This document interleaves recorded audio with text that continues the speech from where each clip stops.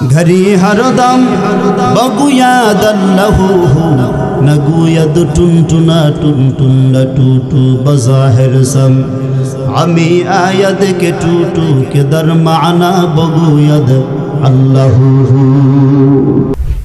वलनबलुवन्नकुम बिशैइन मिनल खौफि वल जू'i व नक़सिम मिनल अमवाल ونقسم من الأموال والأنفس والثمرات وبشر الصابرين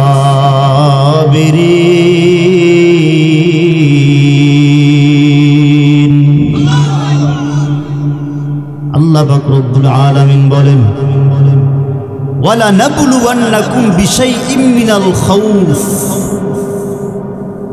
خوف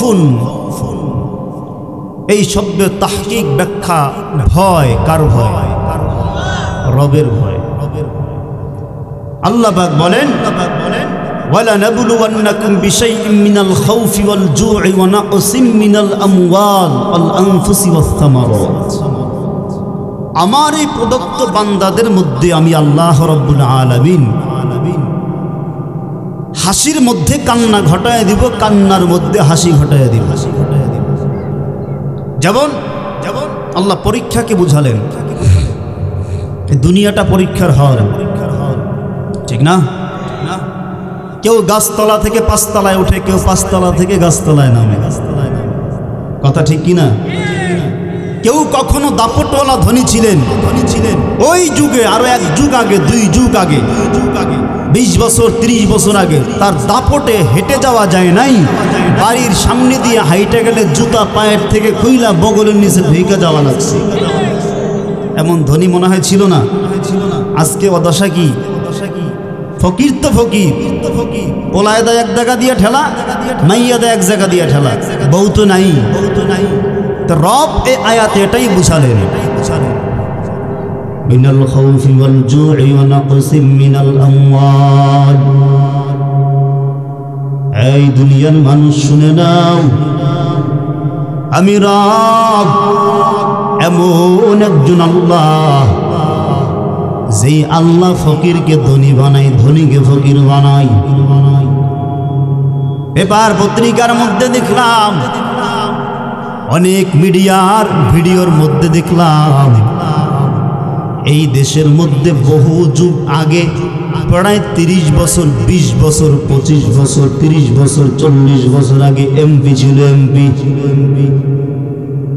দামি দামি গাড়ি নিয়ে ঘোরাফেরা করতেন পুলিশ থাকতেন বডিগার্ড হিসাবে কিন্তু আজকে এমন একটা দশা মনে হয় যেন গোয়াল ঘরের মধ্যে বসবাস করে এমন ইতিহাস শুধু বাংলাদেশে নয় বিশ্বের বিভিন্ন জায়গার মধ্যে আল্লাহ পাক নজির হিসাবে মানুষকে দেখাচ্ছেন আর বোঝাচ্ছেন বনি আদম আমি আল্লাহ তোমাকে বানাইলাম বড় সৃষ্টি করলাম বড় সুন্দর করে বানাইলাম এই বনি আদম আমি রবের সঙ্গে গাদ্দারি করিও না আমি রবের সঙ্গে গাদ্দারি করিও না দুশমনি করিও না ভুলিয়া যাইও না আমি আল্লাহ যে ধনীকে ধনী বানাইলাম গরিবকে গরিব বানাইলাম ধনের ধনবান দিলাম আমি গরিবের গরিবী হালত দিলাম আমি ভুলে যাইও না যদি কৃপণতা করো আমি আল্লাহ তাআলার প্রদত্ত কৃপণতা করো তাহলে ভুলিয়া যাইও না ওই পাঁচতলা থেকে গাছতলায় ফালায়া দিতে আমি আল্লাহ দেরি করব না এ নবীর উম্মতের দল এই জন্য আল্লাহ বললেন وَلَنَبْلُوَنَّكُمْ بِشَيْءٍ مِّنَ الْخَوْفِ وَالْجُوعِ وَنَقْصٍ مِّنَ الْأَمْوَالِ وَالْأَنفُسِ وَالثَّمَرَاتِ وَبَشِّرِ الصَّابِرِينَ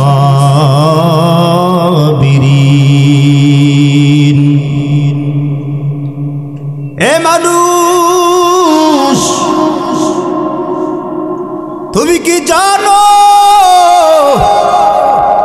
আমার রব কেমন একজন আল্লাহ আসমান বানাইলেন জমিন বানাইলেন চন্দ্র বানাইলেন সূর্য বানাইলেন আল্লাহ তাআলা প্রত্যেকটা দিক থেকেই কিন্তু মুমিনকে পরীক্ষা করে ভয় দেখা পরীক্ষা ঈমানের পরীক্ষা করে আবার আল্লাহ আরেক জায়গায় ঘোষণা করলেন تبارك الذي جعل في السماء بروجا وجعل فيها سراجا وقمرا منيرا وهو الذي جعل الليل والنهار خلفة لمن أراد أن يذكر أو أراد شكورا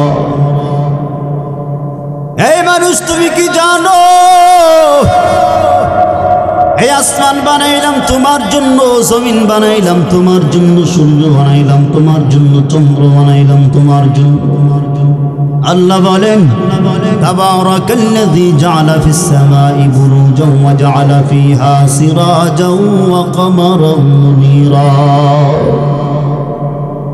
এই নক্ষত্রগুলো আমি আল্লাহ পাক বানাইলাম মুমিনের জন্য চন্দ্র বানাইলাম মুমিনের জন্য তারকা বানাইলাম মুমিনের জন্য সূর্য বানাইলাম মুমিনের জন্য এখন বুঝে থাকলে বলেন এই সামিয়ানাটা ধরে রাখার জন্য খুঁটির প্রয়োজন হয়েছে না হয় নাই হয়েছে না হয় নাই আর আল্লাহর আসমান ধরার জন্য খুঁটি কই আছে আছে লা তাকুমুস সাআতু হাত্তা ইয়াকুনার রাজুলু আল্লাহ আল্লাহ আল্লাহ বলেন যেই মুমিনের জবান দিয়া আল্লাহ শব্দ বের হয় জমিন থেকে আসমান পর্যন্তই খুঁটি হয়ে যায় টাচ করে ওই আল্লাহ শব্দের উপর আমি আল্লাহ পাক কিয়ামত পর্যন্ত 7টা আসমান জমিনের উপরে আসমানকে আমি আল্লাহ পাক নিযুক্ত করে রাখবো تبارك الذي جعل في السماء بروجا وجعل فيها سراجا وقمرا منيرا وهو الذي جعل الليل والنهار خلفة لمن أراد أن يذكر أو أراد شكورا وعباد الرحمن الذين يمشون على الأرض هونا وإذا خاطبهم الجاهلون قالوا سلاما والذين يبيتون لربهم سجدا وقياما আমার আল্লাহর কত দয়া আল্লাহর কত মায়া আমার মাওলার মতো দয়া মায়া কেউ আছেনি না না এশারের নামাজের আগে দাঁড়ায় 1 মিনিট বক্তব্যের মধ্যে বলেছিলাম আল্লাহ দয়া করেন বিধাই ছোট ছোট জায়গায় বড় বড় নেক দান করছেন আল্লাহ দয়া করেন বিধাই ভালোবাসেন বিধায় বলে এরা তো পরীক্ষা দিবে কিছু প্রশ্ন কঠিন থাকলেও জায়গা মতো কিছু প্রশ্ন সহজ করে দেই কঠিন প্রশ্নের থেকেও যেন সহজ প্রশ্ন সঠিক অ্যান্সার করে বান্দা বেশি মার্ক পায় এ দুনিয়ার মানুষ আল্লাহ তাআলা জানা দিলেন ও মুমিনের দল যে জমিনের উপরে তোকে আমি আল্লাহ বিরাজমান করলাম বিচারণ করার জন্য ছেড়ে দিলাম আসমানের নিচে আমি আল্লাহ পাক তোকে জায়গা করে দিলাম ছেড়ে দিলাম তুমি কি জানো এই আসমান কে বানাইলেন জমিন কে বানাইলেন জমিনের উপর দিয়ে হাঁটো তুমি তো জানো না জমিন তোমার পায়ের ভর নিয়ে কি বলে আসমানের উপর দিয়ে আসমানের নিচ দিয়ে হাঁটো তুমি কি জানো এই আসমান তোমার জন্য আমার রবের দরবারে কি বলে বান্দা আমল যদি ভালো হয় আর যদি আমল মজবুত হয় আল্লাহ পাক রব্বুল আলামিনের পয়গম্বর বলেন ফারিকুম ফিল জান্নাতি ওয়া ফারিকুম ফিস সাঈর বান্দা যখন বিরাজমান হয় বান্দা যখন বিস্তারিত হয়ে যায় বান্দা যখন ছড়িয়ে ছিটিয়ে যায় এই বান্দার আমলিয়াত যখন পরিপূর্ণ সুস্থ মস্তিষ্কের হয় বান্দার জন্য শুধু মানুষ দোয়া করে না জমিনের উপর দিয়ে হাঁটলে জমিন পর্যন্ত রবের দরবারে দোয়া করি या इलाही मुझसे मुझको दूर कर ताकि देखो मुझ में तुझको एक नजर या इलाही तू मेरा माबूद है या इलाही तू मेरा माशूक है আমার আল্লাহর মতো দয়াময় কেউ নাই আবার এই দয়ার আল্লাহ একজন দয়ার নবী দুনিয়ায় পাঠাইছেন কি পাঠান নাই আল্লাহর যেমন দয়া আল্লাহর নবীরও তেমন দয়া বলে আল্লাহর দয়া হলো অপরিসীম কোনো সীমারেখা নাই আল্লাহর দয়া হলো বেহিসাব কোনো হিসাব আল্লাহ পাক নেবেন না কেন বেহিসাব বলে নবীরও স্ত্রী ছিল নবীরও বাবা মা ছিল নবীরও ছেলে সন্তান ছিল কি ছিল না ছেলের জন্য নবীর মায়া হলো, মেয়ের জন্য মায়া হলো, স্ত্রীর জন্য মায়া হলো, বন্ধুর জন্য মায়া হলো, বাবার জন্য মায়া থাকবে, মায়ের জন্য মায়া থাকবে। কিন্তু আমার রব এমন একজন আল্লাহ, যার কোনো স্ত্রী নাই, যার কোনো স্বামী নাই, যার কোনো স্ত্রী নাই, যার কোনো সন্তান নাই, যিনি কাউকে জন্ম দেন নাই, তিনি কারো কাছ থেকে জন্ম নেন নাই। এতে কোনো সন্দেহ আছে?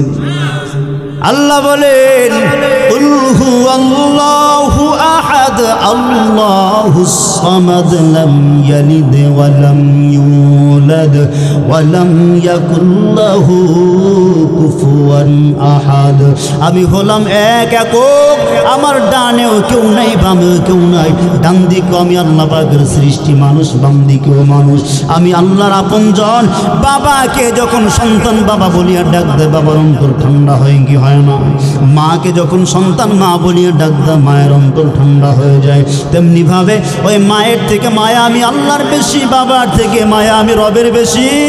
এই মুসলমান, তুমি কি জানো আমার রব তোমার জন্য কত সুন্দর করে পরিষ্কার পরিচ্ছন্ন পথ প্রদর্শনের জন্য, রাস্তা দেখানোর জন্য, চিনানোর জন্য, বোঝানোর জন্য নবীকে পদার্পণ করলেন, প্রেরণ করলেন। যে নবীর শান আল্লাহ পাক বর্ণনা করতে গিয়া বললেন, পয়গম্বর, আপনিও জান্নাতি হয়ে যাবেন, আপনাকে যারা অনুসরণ করবে সেই উম্মতরাও আপনার সঙ্গে জান্নাতি হয়ে যাবে। মুহাম্মাদুর রাসূলুল্লাহ ওয়াল্লাযীনা মাআহু আশিদ্দাহ। এমন একজন নবী আল্লাহ পাক এই ধরার মধ্যে পাঠালেন। আজকেও জুমার বয়ানের মধ্যে পড়লাম, আল্লাহ নবীকে বললেন, এই পয়গম্বর, আপনি উম্মতের জন্য কি রেখে যাচ্ছেন? নবী আবার বললেন, আল্লাহ, আমি তো যে কোনো একটা জিনিস রেখে যাবই, আপনি কি রাখবেন? আল্লাহ পাক রব্বুল আলামিন বললেন, ও পয়গম্বর, এই মানুষগুলোকে কিন্তু আমি রব বড় দয়া কইরা বানাইছি, বড় মায়া করিয়া বানাইছি। আমি আল্লাহও চাই নাই বান্দাগুলো জাহান্নামে যাক, কারণ মা বাবার সামনে যদি সন্তান আগুনে পোড়ায়, মা বাবার অন্তর জ্বলে কি জ্বলে না? কিন্তু আমি আল্লাহর ছেলে মেয়ে স্ত্রী পুত্র যদিও কেউ নাই, তবে আমার হাতে করা বান্দা আছে। এই বান্দা আমি রবের সামনে জাহান্নামে জ্বললে আমি রব সহ্য করতে পারবো না। আমি আল্লাহ পাক রব্বুল আলামিন ওই দিন বান্দার জন্য মাকসাদ পূর্ণ ছোট একটা আমল তালাশ করব। যদি দেখি এই আমলটা ক্লিয়ার, ওই একটা আমলের বিনিময় বান্দার 100 বছরের গুনাহ মাফ করে জান্নাত দিয়ে দিব। ও পয়গম্বর, কি আপনি রেখে যাবেন? পয়গম্বর বলেন, আল্লাহ আপনি কি রেখে যাবেন বলে। আল্লাহ এবার মজার বক্তব্য শুনে দিলেন, ও নবী আমার, হযরত আদম আলাইহিস সালাতু ওয়াস সালামের ইতিহাস, এখান থেকে বান্দা শিক্ষা। আল্লাহ বললেন, নবী আপনি কি রাখবেন? নবী বললেন, আপনি কি রাখবেন? দুইজন বন্ধু। দুইজন কি? বন্ধু। আল্লাহ বললেন, আপনি কি রাখবেন? নবী বললেন, আপনি কি রাখবেন? দুই পক্ষ থেকে, আল্লাহর পক্ষ থেকে একটা বাণী, নবীর পক্ষ থেকেও একটা বাণী দুনিয়ার মধ্যে চিরন্তর হয়ে আছে, সহজ হয়ে আছে, কিয়ামত পর্যন্ত অব্যাহত থাকবে। যদি কোনো মুমিন মুসলমান এই দুইটা ঔষধ দিলের মধ্যে ভরে রাখতে পারে, আল্লাহর কসম করে বলি, কিয়ামত পর্যন্ত, মরণ পর্যন্ত বান্দা লাইনচ্যুত হয়ে জাহান্নামী হবে না। এই দুই মেডিসিনের যদি বান্দা দেহের মধ্যে অ্যাড করতে পারে, এই দুই ঔষধের বিনিময় দুনিয়ার লোক সারবে তো সারবে, গুনাহ মাফ হয়ে আল্লাহর জান্নাত পর্যন্ত চলে যাবে। हमसिराते मुस्तफा तर तमामी हादयो कुन इक्तिबा। নবী বলেন, আপনি কি রাখবেন? আল্লাহ বললেন, আপনি কি রাখবেন? এবার দুই বন্ধুর মজার কাহিনী চলতেছে। আল্লাহ পাক রব্বুল আলামিন বললেন, ও পয়গম্বর, এই মানুষগুলোকে যদিও আমি আল্লাহ পাক নিজে হাতে বানাইলাম, কিন্তু আপনার পিছনে লেলায়া দিলাম। ও নবী, আপনি যদি সহজ পথ দিয়ে জান্নাতে যান, আপনার পিছনে পিছনে সুন্নতের অনুকরণ করতে করতে আপনার পিছনে পিছনে লাইন দিয়া দিয়া এই উম্মতগুলোও জান্নাতে চলে যাবে। ইন্নাল্লাযীনা আমানু ওয়া আমিলুস সালিহাতি কানাত লাহুম জান্নাতুল ফিরদাউসি নুজুলা। আল্লাহ ঘোষণা করলেন নবীও আমার স্পেশাল মেহমানদের যারা অনুসরণ করবে তারাও কিন্তু স্পেশাল, ঠিক কিনা? এমপির সঙ্গে দুইজন বডিগার্ড আসলো, এমপির সঙ্গে এমপির আরো দুইজন বন্ধু আসলো। এমপি সাহেব চেয়ারে বসলো, তার বন্ধু নিচে বসবে না, তারাও চেয়ারে বসবে। কেন কেন কেন? তারা তো এমপি নয়, যদিও তারা বন্ধু। সম্মানী ব্যক্তির সঙ্গে আসার কারণে তাদেরকেও সম্মান বাড়ায় গেছেন, তাদেরও দাম বেড়ে গেছে। আল্লাহ বলেন আমার নবী হলেন সম্মানী নবী। দুনিয়ার মধ্যে ১৬ লক্ষ পয়গম্বর পাঠাইলাম, সব নবীকে যদিও নবী বানাইলাম, রসুল বানাইলাম, কিন্তু আমার নবীর সম্মান হলো এক, বাকি সব নবীর সম্মান হলো আরেক। আমার নবীর সম্মান যদি এক জায়গায় রাখা হয় আর সব নবীর সম্মান যদি আরেক জায়গায় রাখা হয়, সব নবীর সম্মানের চাইতেও শুধু আমার নবী মুহাম্মদুর রাসূলুল্লাহ সাল্লাল্লাহু আলাইহি ওয়াসাল্লামের সম্মানের মাকাম হবে আমি রবের দরবারে অনেক উঁচু। কেন? কারণ এই জমিন পর্যন্ত আমার নবীর জন্য বড় পাগল, আসমান পর্যন্ত আমার নবীর জন্য বড় পাগল, চন্দ্র পর্যন্ত আমার নবীর জন্য পাগল হয়েছে, সূর্য পর্যন্ত নবীর জন্য পাগল হয়েছে, সাহাবায়ে কেরামরা পর্যন্ত নবীর জন্য পাগল হয়েছে। আল্লাহ পাক রব্বুল আলামিন নবীকে আগে হাঁটতে বললেন, ও পয়গম্বর হেঁটে যান। আপনাকে অনুসরণ করিয়া করিয়া যারা দুনিয়াতে হাঁটবে তারা চিরন্তর জান্নাতে চলে যাবে। হাদিসের কিতাবগুলা খুললে দেখা যায় কেউ হাঁটুক বা না হাঁটুক 10 জন সাহাবী নবীকে সঠিকভাবে অনুসরণ করার কারণে আল্লাহ পাক দুনিয়াতে থাকা অবস্থায় জান্নাতের ওপেন সার্টিফিকেট দিয়ে দিয়েছেন, ঠিক কিনা? 1 নম্বরে আবু বকর, 2 নম্বরে ওমর। কে সেই ওমর? অর্ধ পৃথিবী শাসন করিতেন যিনি, ধুলির তক্তে বসি, খেজুরের পাতার প্রাসাদ তাহার ঘরে ঘরে যেতে খুশি। নবীজি নিজেই জবান দিয়া বললেন, লাউ কানা বাদি নবিয়্যান লাকানা ওমর। আমি নবীর পরেও যদি আল্লাহ পাক চাইতেন কাউকে শেষ নবী বানাইয়া দুনিয়ায় পাঠাইতেন, অন্য কোন নবীকে বানাইতেন না, আমার সাহাবী ওমরকেই শেষ নবী বানাইতেন।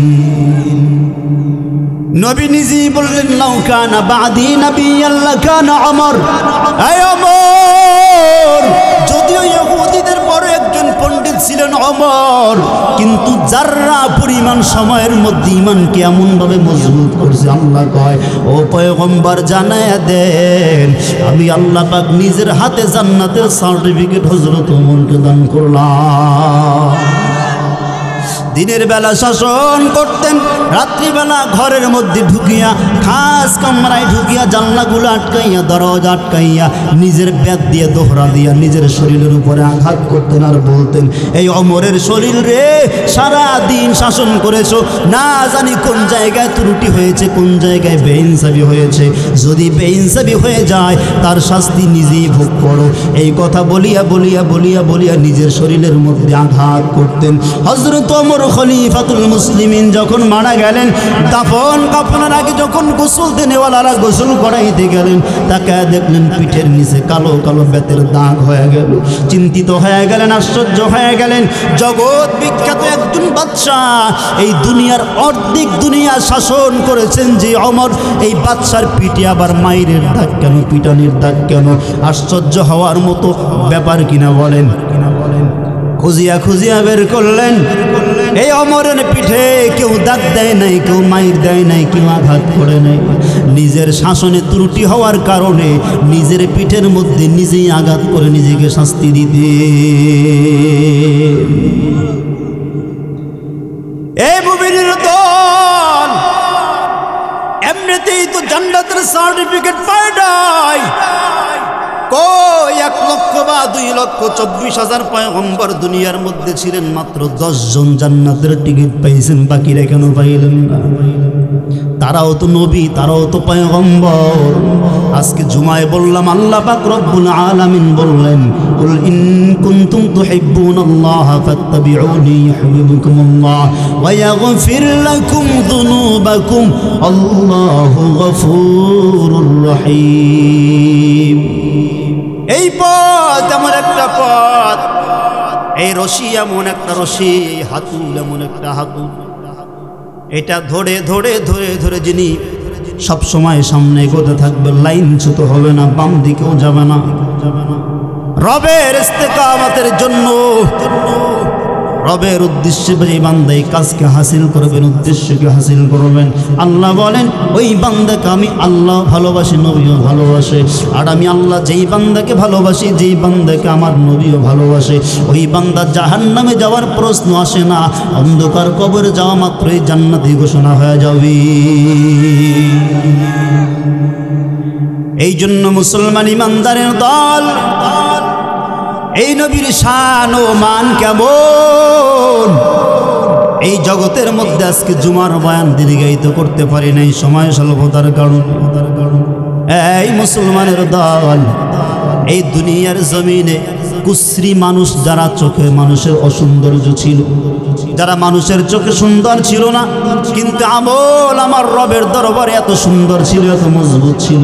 আল্লাহ পাক রব্বুল আলামিন বলেন, ও বান্দা, চেহারাও বানাইছি আমি, কালাডারও বানাইছি আমি, ধলাডারও বানাইছি আমি, বিল্ডিংয়ের মালিকও বানাইছি আমি, আর চুপড়ির মধ্যে যে থাকে তাকেও তো বানাইছি আমি, যে 3 বেলা গরুর গোশত খায় তাকেও বানাইছি আমি, যে 3 বেলা মরিচ ভর্তা খায় তাকেও তো বানাইছি আমি, যে এসি এয়ার কন্ডিশনের মধ্যে থাকে তাকেও তো বানাইছি আমি, আর যে টিনের চাল ফুটা, বৃষ্টির ফোঁটা পড়িয়া পড়িয়া বিছানা ভিজে যায়, ওই গরিবকেও তো আমি আল্লাহ বানাইছি।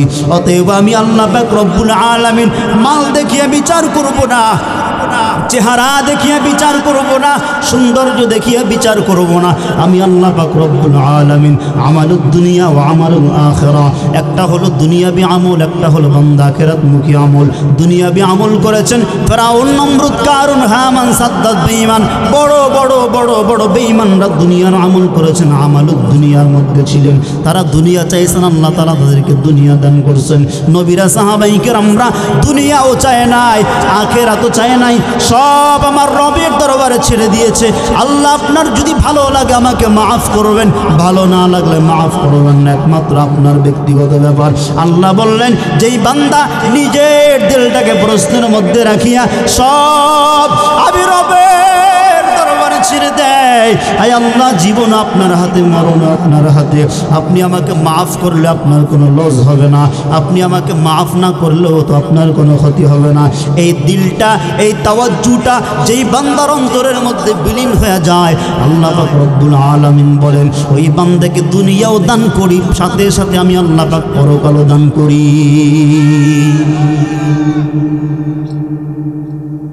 ওই বেঈমান শুধু দুনিয়া চাইতেন, কারণ আল্লাহ তাআলাই তো ওয়াদা করেছেন, যা চাইবি আমি আল্লাহ পাক তাই দান করব। দুনিয়া চাইলে দুনিয়া দিব, আখিরাত চাইলে আখিরাত দিব। কুলিল্লাহুম্মা মালিকাল মুলকি তুতিল মুলকা মান তাশা ওয়া তানজিউল মুলকা মিম্মান তাশা ওয়া তুইজ্জু মান তাশা ওয়া তুযিল্লু মান তাশা বিয়াদিকাল খায়র ইন্নাকা আলা কুল্লি শাইইন কাদির। আল্লাহ বলেন, ইজ্জত আমি আল্লাহ পাক দান করি, সম্মান আমি আল্লাহ পাক দান করি, ক্ষমতাও আমি আল্লাহ দান করি। যাকে ভালো লাগে দুইটাই দান করি, ক্ষমতাও দান করি, সাথে সাথে সম্মানও দান করি।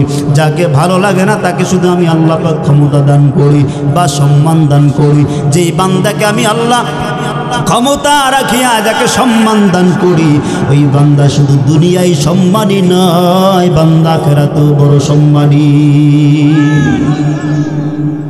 অনেক সাহাবায়ে কেরামের ইতিহাস তালাশ করলে পাওয়া যায়, দেখতে অতটা সুন্দর ছিল না, কিন্তু আল্লাহর পক্ষ থেকে বান্দাকে এত পরিমাণ সম্মান আল্লাহ তাআলা দান করেছেন, যেই সম্মানের কারণে আমার আল্লাহ নিজেই বলেছেন, বান্দা যাও যাও, কত দুনিয়ায় মার খাইছো, কত দুনিয়ায় না খাইয়ে রইছো, কত দুনিয়ায় মশার কামড় খাইছো, মাছির কামড় খাইছো, মানুষের অবহেলায় ভুক্ত ছিলা, এবার যাও, তোমার জন্য আমি আল্লাহ পাক জান্নাতের রাস্তা ওপেন করে দিলাম। যেই দরজা দিয়ে মন চায় বিনা হিসাবে আমি আল্লাহর কুদরতের জান্নাতের মধ্যে ঢুকে যাও। ওই সাহাবী এমন একজন সাহাবী সাআদ ইবনে মুআজ রাদিয়াল্লাহু তাআলা আনহু, যদিও ইলম ছিল না, কোনো যোগ্যতাও ছিলেন না, কোনো শিক্ষিত ছিল না, মোটামুটি একজন মানুষ ছিলেন, মোটামুটি একজন মানুষ, দেখতে অতটা সুন্দর ছিলেন না। এই বান্দা একদিক থেকে কালো কুষ্ঠিত ছিলেন, আরেক দিক থেকে মূর্খ ছিলেন, অশিক্ষিত ছিলেন, লেখাপড়াও জানতেন না, কিন্তু এমন লেখাপড়া শিখছেন যেই লেখাপড়ায় শুধু দুনিয়ায় কামিয়াবি না, আল্লাহর জান্নাত পর্যন্ত কামিয়াবি। সেই লেখাপড়া বলেন দুনিয়ারটা নাকি পরকালেরটা। ওই সাআদ ইবনে মুআজ নবীকে অনুসরণ করেছেন, এমন ভাবে অনুসরণ করেছেন, একটা চুল পরিমাণ সুন্নতের আমল কখনো বাদ দেয় নাই। ওই যে আল্লাহ পাক প্রশ্ন করলেন নবীকে, ও নবী আপনি কি রেখে যাবেন, আমার কাছ থেকে কি নেবেন? মনে আসেনি? মনে আছে সবার না ভুলে গেছেন? ওই যে নবীজি যেটা রেখে গেছেন সেটাই সাআদ ইবনে মুআজ হাসিল করেছেন। যারা জান্নাত পেয়েছেন তারা নবীর রেখে যাওয়া সম্পদ, আল্লাহ তাআলার রেখে দেওয়া দৌলতকে তারা উদ্দেশ্য হাসিল করেছেন, তো সহজ রাস্তা দিয়ে জান্নাতমুখী হয়ে গেছেন।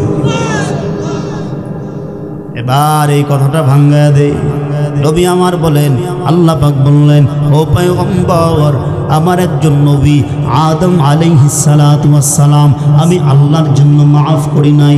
আপনি নবীর দোহাই দিয়া যখন বলছে, আয় আল্লাহ 350 বছর কান্না করলাম, কোনোভাবেই তো ক্ষমা পাইলাম না। এবার হঠাৎ করে আমি আদমের চোখের পলকটা আসমানের দিকে চলে গেল, পশ্চিম আকাশের নিচে আরশে আজিমের নিচে একটা জায়গা আছে, ওই জায়গার মধ্যে দেখলাম সুন্দর করে একটা বাক্য লেখা, লা ইলাহা ইল্লাল্লাহু মুহাম্মাদুর রাসূলুল্লাহ। আপনার নামের অর্থটা তো বুঝলাম, পাশে যে মুহাম্মাদুর রাসূলুল্লাহ, এই আবার কে? এনাকে তো চিনলাম না। আল্লাহ পাক রব্বুল আলামিন বললেন, হে পয়গম্বর আদম, আপনাকে যদিও আমি আল্লাহ তাআলা দুনিয়ার সৃষ্টির শুরুর মানুষ বানাইছিলাম, কিন্তু আপনি কি জানেন এমন একজন মানুষের জন্য শুধু আপনাকে নয়, জমিন আমি আল্লাহ তার জন্য বানাইছি, আসমানও আমি আল্লাহ তার জন্য বানাইছি, সূর্য আমি আল্লাহ তার জন্য বানাইছি। তার চেহারা মুবারকের আলো কিন্তু সূর্য চন্দ্রের আলোর থেকে 1000 গুণ বেশি উজ্জ্বল। এবার আদম নবী কয়, এই পয়গম্বর, এটা কেমন একজন নবী?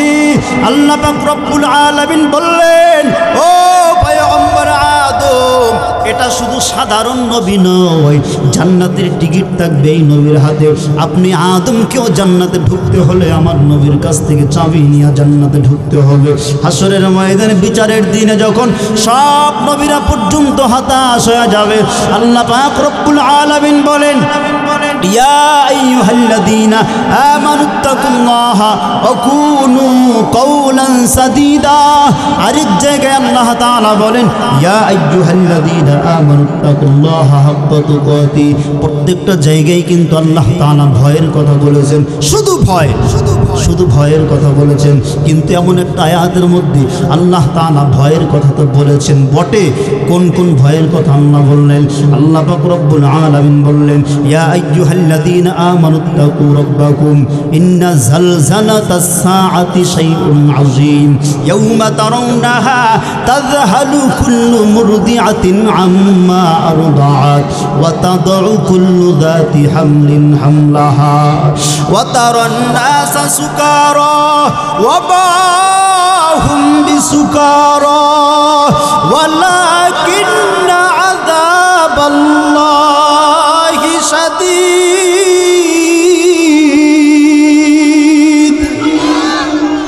এই কালাম জিন্দা কুরআন হাকিম হিকমতে উ লা ইয়াজালাসতু কাদিম জাবিউল ইলম ফিল কুরআন হাকিম আকাসারাত আনহু আফহামুর রিজালিন। আল্লাহ পাক রব্বুল আলামিন এই পয়গম্বরের সঙ্গে এই আদম নবীর সঙ্গে কথা বলার সময় ইঙ্গিত থেকে আল্লাহ পাক রব্বুল আলামিন বললেন, ও আদম, ওই নবীর উপর আমি আল্লাহ পাক কোরআন নাযিল করলাম। কোরআনের মধ্যে জানা দিলাম, ইয়া আইয়ুহাল্লাযীনা আমানুত্তাকু রাব্বাকুম ইন্না যালযালাতাস সাআতি শাইউন আযীম। আমরা অনেক সময় বলি ঝালঝালা শুরু হয়ে গেছে, মানে জ্বালা শুরু হয়ে গেছে, শরীরের মধ্যে প্রকম্পিত শুরু হয়ে যাবে, মনে হবে শরীরের মধ্যে কে যেন বিষাক্তর মরিচ লাগাই দিছে, বিষধর বিষাক্ত লাগাই দিছে, বিষ মাখায় দিছে। নবীরা পর্যন্ত হতাশ হয়ে যাবে, এমন হতাশ হয়ে যাবে উম্মতকে পর্যন্ত চিনবে না। কিন্তু আমার নবী ওই দিন উম্মতের জন্য তাকায় থাকবে আর বলবে, আমার উম্মতরা আয়, আমি নবী তোমাদেরকে না নিয়ে জান্নাতে ঢুকবো না। এই উম্মত, আম্মা জান আয়েশা রাদিয়াল্লাহু তাআলা হাদিসের মধ্যে বলেন, ও পয়গম্বর, আপনার কোটি কোটি কোটি কোটি উম্মতরা ওই দিন হাসরের ময়দানে জড়ো হয়ে থাকবে। 1 লক্ষ বা 2 লক্ষ 24,000 পয়গম্বর আল্লাহ পাঠাইলেন। প্রত্যেকটা নবীর উম্মত কম বেশি আল্লাহ পাক দান করলেন। প্রত্যেকটা নবীর কওমের কিছু কিছু মানুষ আল্লাহ পাক দুনিয়ায় পাঠাইলেন। সব নবীরাও দাঁড়ায় যাবে, সব নবীর মানুষরাও দাঁড়ায় যাবে, কওমের লোকরাও দাঁড়ায় যাবে।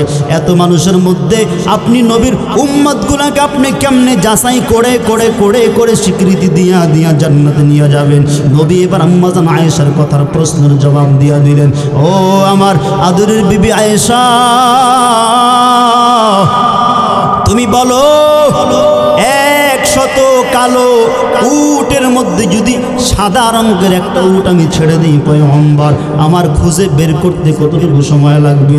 আম্মা জান আয়েশা বললেন, পয়গম্বর মোটেও না।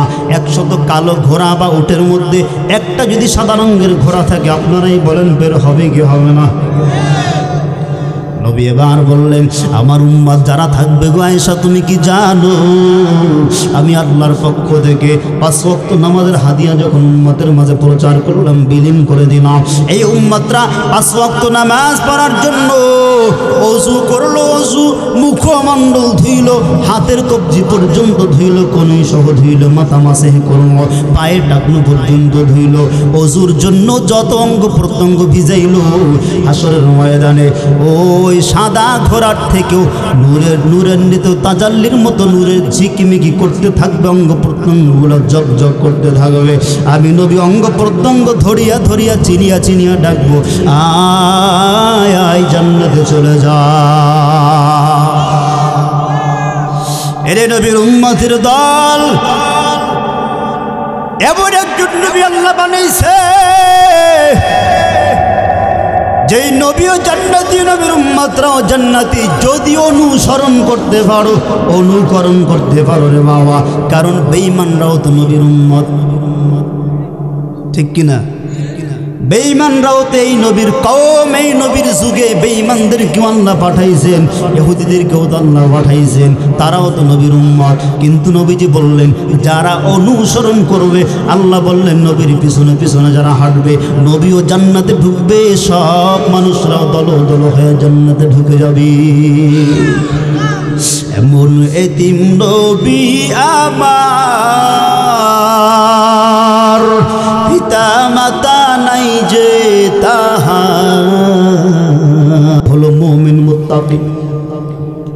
নবীজি আমার বলেন, আমি নবী বিদায়ের মুহূর্তে আমার রব যখন আমি নবীকে বললেন, পয়গম্বর বিদায় হবেন তো হবেন, উম্মতের জন্য কিছু কি রেখে যাবে? মনে আসেনি?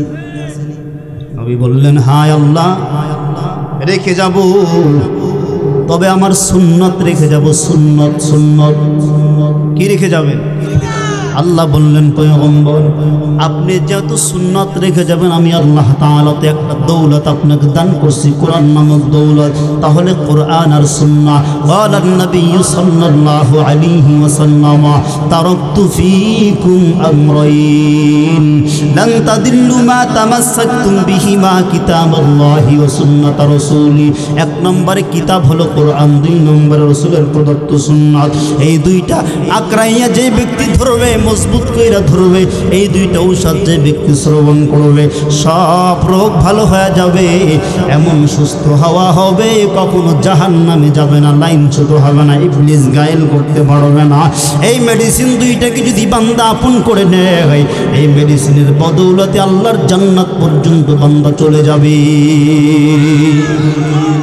পয়গম্বরের সাহাবী সাআদ ইবনে মুআজ রাদিয়াল্লাহু তাআলা আনহু দুনিয়ার মধ্যে এই গোটা দুনিয়ার জমিনের মধ্যে চারজন সবথেকে বড় মানুষের কাছে অবহেলিত ব্যক্তি ছিলেন কয়জন আরো জনে কোন যারা দেখতেও কালো ছিল কুষ্ঠিত ছিল চেহারাও ভালো ছিল না পড়াশোনাও তেমন জানতেন না মূর্খ ছিলেন আরেক দিকে গরিব ছিলেন গরিব থাকার জায়গাটুকু পর্যন্ত ছিলেন না পায়ের স্যান্ডেল জোড়া পর্যন্ত ছিলেন না শরীরের মধ্যে আবৃত করার মতো বস্ত্র তেমন ছিলেন না একদিক থেকে গরিব আরেক দিক থেকে দেখতে অসুন্দর আরেক দিক থেকে বান্দা অশিক্ষিত মূর্খ এমন চারজন ব্যক্তি ছিলেন এই চারজন ব্যক্তি যদিও মানুষের চোখে বড় অবহেলিত ছিল কিন্তু চারজন ব্যক্তিকে আমার রব জান্নাতের স্বীকৃতি দিয়েছেন এক নম্বর ওই আফ্রিকায় বসবাসকারী বেলাল যে বেলাল নবীর প্রেমে পাগল হইয়া নবী যখন মেরাজে চলে গেলেন জিবরিলকে বলেন এই ভাই জিবরাইল আমি পয়গম্বরের কানের মধ্যে এমন কিছু ঠক ঠক আওয়াজ শুনতে পাই তুমি কি শুনতে পাও জিবরিল বলে হ্যাঁ পয়গম্বর আমিও তো শুনতে পাই মনে হয় যেন আপনার আমির হামজা ঘোড়ার পিঠে বসিয়া যাচ্ছে কারণ দুনিয়ার মধ্যে দুইজন ব্যক্তি জমিন দিয়ে হাইটে গেল মনে হয়তো মেঘের আওয়াজ হচ্ছে গুরুম গুরুম আওয়াজ হচ্ছে একজন হলেন আমির হামজা আরেকজন হলেন খলিফাতুল মুসলিমিন ওমর এত ভয়ঙ্কর ছিল পায়ের পাতা যখন জমিনে লাগতো মনে হচ্ছে আকাশ থেকে মেঘের গ্রুম গ্রুম আওয়াজ বের হচ্ছে জিবরিল কয় পয়গম্বর হয়তো আমির হামজা যায় না হয় হযরত ওমর যায় পয়গম্বর কয় না না না আমির হামজাও না ওমরও না আমির হামজার আওয়াজ জমিনেই সীমাবদ্ধ ওমরের আওয়াজ জমিনেই সীমাবদ্ধ আসমান পর্যন্ত আসবে না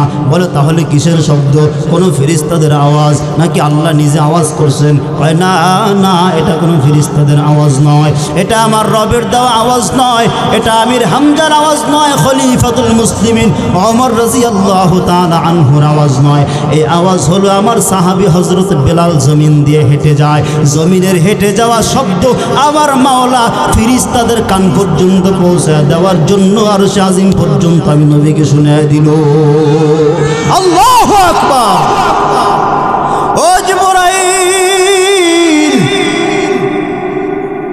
এই বেলাল কত হিংস্র মানুষের চোখে এক মুঠ ভাত বেলালের পেটের মধ্যে দেওয়ার কোনো মানুষ নাই আরো টিপে মেরে ফেলার মতো মানুষ চক্রান্ত করে এই চারজন বিখ্যাত কুসরি মানুষের মধ্যে একজন হলেন হযরত বেলাল যদিও কুসরি ছিলেন কিন্তু আমলিয়া ছিলেন অনেক সুন্দর যার আমল আল্লাহর জান্নাত পর্যন্ত ঠিকানা কথা বলেন ঠিক কিনা দুই নম্বর রাসূলের আরো একজন সাহাবী সাআদ ইবনে মুআজ রাদিয়াল্লাহু তাআলা আনহু এই একজন সাহাবী ছিলেন একদিক থেকে কালো ছিলেন একদিক থেকে মূর্খ ছিলেন কিন্তু নবীর মুহাব্বত নবীর ইশক অন্তরে ভরপুর ছিল নবীজি একদিন যুদ্ধের ময়দানে যুদ্ধ করলেন যুদ্ধে বিজয় লাভ করলেন সাহাবায়ে কেরাম কিছু শহীদ হয়ে গেলেন কিছু আহত হয়ে গেলেন সাআদ ইবনে মুআজ রাদিয়াল্লাহু তাআলা আনহু নিহত হইলেন না আহত হইয়া দীর্ঘকাল পর্যন্ত দীর্ঘদিন পর্যন্ত ঘরের বিছানার মধ্যে শুয়ে থাকলেন হযরত ওমর রাদিয়াল্লাহু তাআলা আনহু সহ পয়গম্বর কয়েক সংখ্যক সাহাবায়ে কেরামদেরকে লইয়া মসজিদ নববীর মধ্যে বয়ান করে হঠাৎ করে পয়গম্বরের কানের কিনারায় কে যেন একজন সংবাদ দিল পয়গম্বর আপনার কোনো একজন সাহাবায়ে কেরাম মনে হয় দুনিয়ার থেকে বিদায় হয়ে গেল নবীর তো জানা হয়ে গেছে মৃত্যুর শয্যায় আমার সাহাবী সাআদ ইবনে ইবনে মুআজ দীর্ঘদিন পর্যন্ত লড়তেছে। যে কেউ মারা যাইতে পারে না, আমার নবীর মন বলতেছে আমার সাহাবায়ে কেরাম সাদ ইবনে মুআজ মনে হয় দুনিয়ার থেকে বিদায় হয়ে গেছে। নবীর মনের মধ্যে কামড় দিছে। আপনার এই এলাকার যদি কেউ মারাত্মক অসুস্থ থাকে, দীর্ঘদিন পর্যন্ত ঘরের মধ্যে পড়ে থাকে, হঠাৎ যদি বাজারে একজন অপরিচিত লোক আপনাকে সংবাদ দেয়, ভাই আপনার এলাকার মনে হয় কেউ যেন দিন পাইছে, মারা গেছে, আপনার মনে সন্দেহ জাগবে ওই ব্যক্তিটা, যেই ব্যক্তি দীর্ঘদিন অসুস্থ হয়ে পড়ে আছে, মনে হয় সেই মারা গেছে। কথা কন ঠিক কিনা? নবীর অন্তরের মধ্যে খবর হয়ে গেল সাদ ইবনে মুআজ দীর্ঘদিন অসুস্থ হয়ে পড়ে আছে, মনে হয় সাদ ইবনে মুআজ ইন্তেকাল করছেন। নবী ইন্না লিল্লাহি ওয়া ইন্না ইলাইহি রাজিউন পড়িয়া মসজিদ নববী থেকে বাহির হইয়া পা বাহির রাখলেন। সাহাবায়ে কেরাম আশ্চর্য হয়ে গেলেন। আবু বকর নবীর সঙ্গে, ওমর নবীর সঙ্গে। জিজ্ঞেস করে পয়গম্বর এত হতাশা কেন? পয়গম্বর বলেন না। বের হইয়া দ্রুত গতিতে হাঁটা শুরু করলেন। কিতাবের মধ্যে বর্ণনা হয় নবীজি হাঁটতেছেন, কিছু কিছু পায়ের কদম মুবারক এত জোরে পরিমাণে বের হচ্ছে, এত জোরে পরিমাণে নবীজি ফেলতেছে জমিনে, নবীজির পায়ের থেকে জুতাগুলা বের হয়ে যাচ্ছে, এত জোরে জোরে নবী হাঁটতেছেন। আবু বকর সাক্ষী দেয়, ওমর সাক্ষী দেয়, আমরা এত শক্তিশালী মানুষ, নবীজি এত জোরে জোরে হাঁটে, আমরাও তাড়াতাড়ি হাইটে পারি না।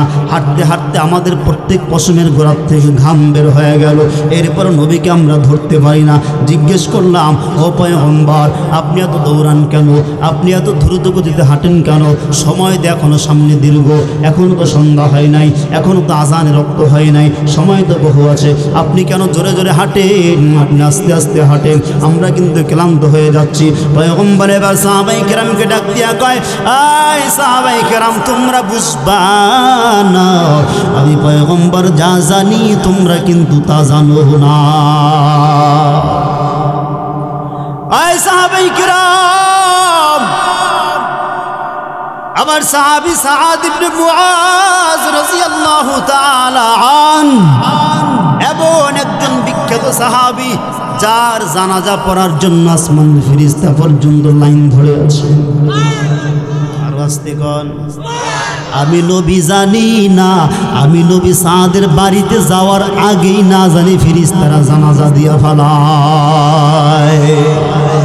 আশিকারা মিল্লাত মযহব জুদাস, আশিকারা মিল্লাত মযহব খুদাস, আইলে মুমিন সোয়ে মুমিন মিশাওয়াজ, আইলে কাফির সোয়ে কাফির মিশাওয়াজ। কেমন আসে?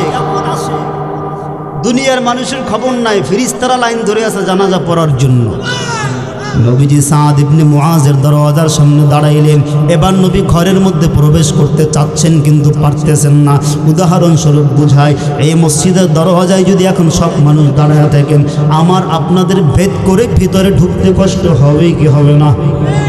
কারণ জ্যাম ধরে আছে, নবীজি ঢুকতে পারতেছেন না, অথচ কোনো মানুষ নাই, পিছনে সাহাবায়ে কেরাম দাঁড়িয়ে আছে, কাউকে দেখা যাচ্ছে না, কেউ নাই কেউ নাই কেউ নাই, দরওয়াজা ফাঁকা, বিরাট বড় জায়গা, 5 জন একাত্রে প্রবেশ করতে পারবে, কিন্তু নবী ডান দিকে তাকায় বাম দিকে তাকায়, নবীজি একাই ঢুকতে পারে না। আবু বকর ডাক দিয়া বললেন, ও পয়গম্বর দরওয়াজা তো ফাঁকা, আপনি কেন ঢুকতে পারতেছেন না?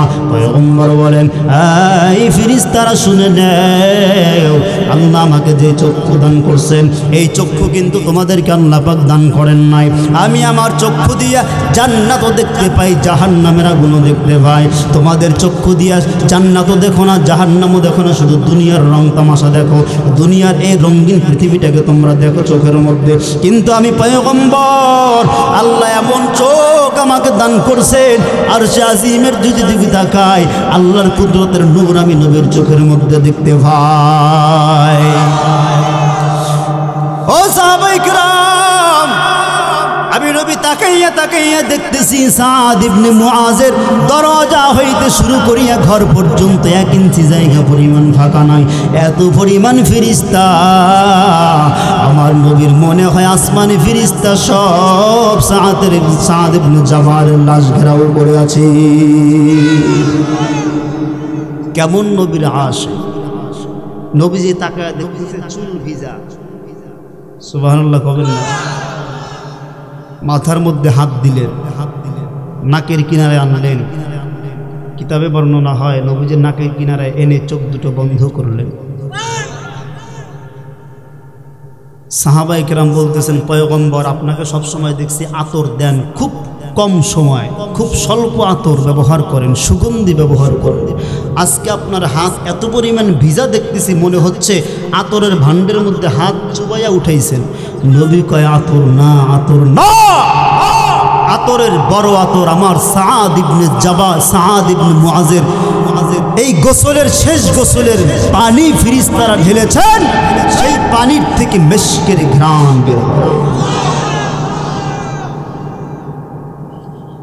এই মুসলমান,